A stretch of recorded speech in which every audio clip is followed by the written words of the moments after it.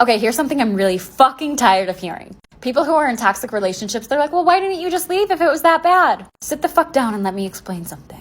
Imagine there was a puppy and the owner was like, oh my God, I love you so much. Gave it bows and treats and everything it ever needed. It gave it baths and everything that it needed to be loved. However, once the dog got older, the owner started getting upset with it and started kicking it and started yelling at it. But then sometimes would feel bad. So it's like, oh, well, here's a bone. Like, I love you. And then the dog would be happy. And then they'd get like ear scratchies. And then it would go back to kicking and yelling, where the cycle repeats and repeats and repeats. But the dog still stays because that's what the dog knows, and knows eventually it'll get some love at some point. Now imagine if you put that dog and put it in front of two people.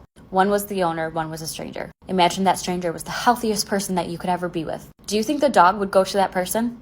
No, the dog would go to the owner because that is what's familiar and comfortable. Going the other way would be scary. That's why we don't shame the dog.